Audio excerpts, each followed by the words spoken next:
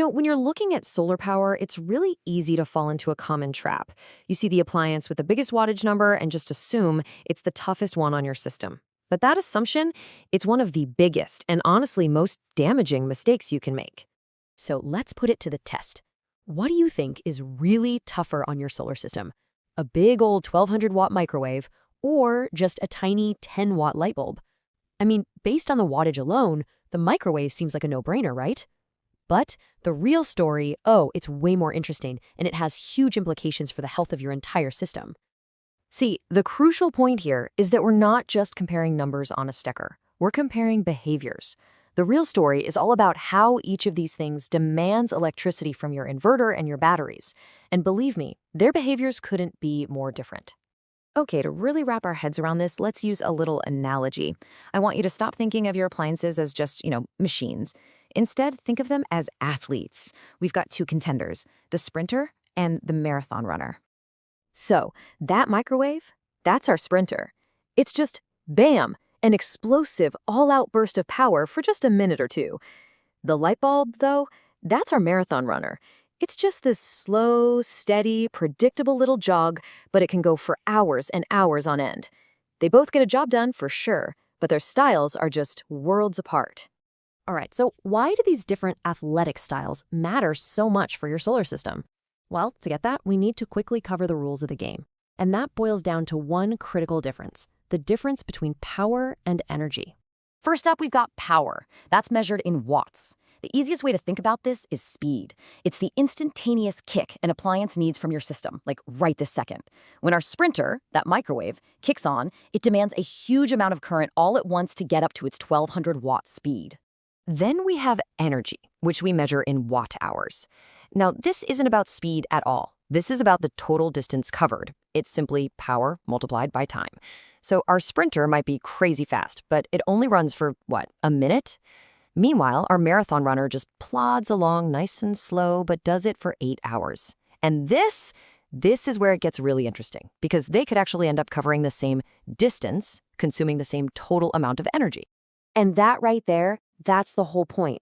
You could leave that light bulb on long enough to use the exact same amount of total energy as zapping something in the microwave.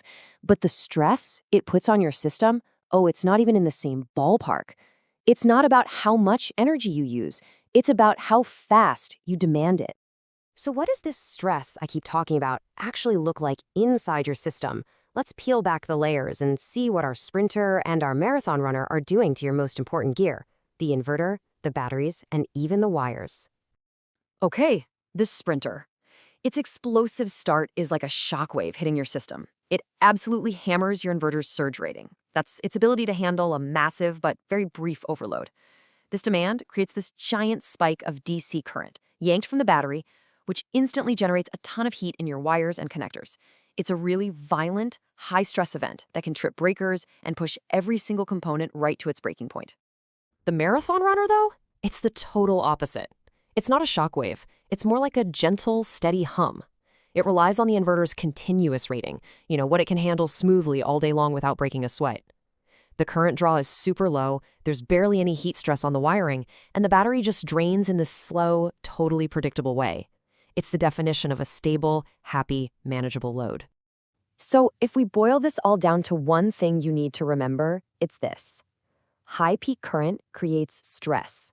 Low steady current creates stability. It's really that simple. One is a sudden shock, the other is a gentle hum. And look, understanding this difference isn't just some neat trivia. This is the absolute key to protecting your investment. This gives you a whole new engineering mindset so you can look at every single thing you plug into your system and know exactly what it's doing. So here's the shift I want you to make. From this moment on, stop looking at an appliance and just seeing the wattage number.